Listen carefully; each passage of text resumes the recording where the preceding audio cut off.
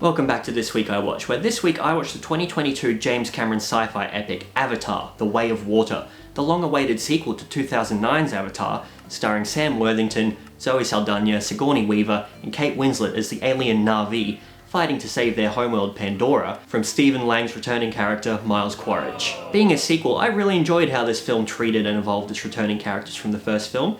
The addition of Jake and Neytiri's family unit adds emotional depth, showing more mature versions of the characters we last saw 13 years prior. Stephen Lang's return as an Avatar recombinant form Quaritch was unexpected, yet a logical progression of the character.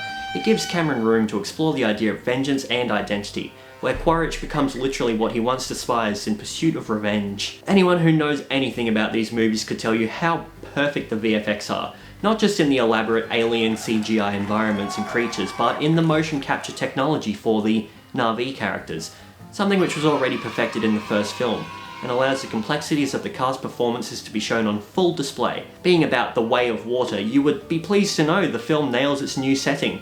The underwater scenes feel very realistic and fleshed out, and despite the sheer length of the film's middle act, it allows each character to develop in their own way in time for the finale's epic ocean battle.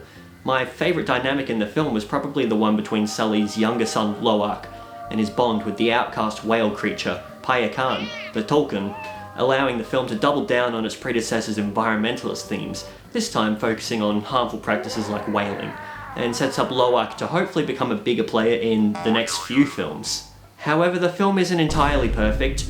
The finale did feel somewhat generic and has some weird inconsistencies with characters simply disappearing when convenient, so the film can focus on the family drama instead. And despite a really promising rematch between Jake and Quaritch, the film then spends the next 20 minutes on a technically impressive yet floundering Titanic-esque sequence which kind of dragged for me. That's not to say I didn't like the more emotional character-driven moments, I just felt the final act suffers from Cameron taking advantage of the 3-hour runtime, which is why I prefer the first film. But I still love the rest of this film for its achievements and pure spectacle, which is why I'm giving it 8 thumbs up out of 10.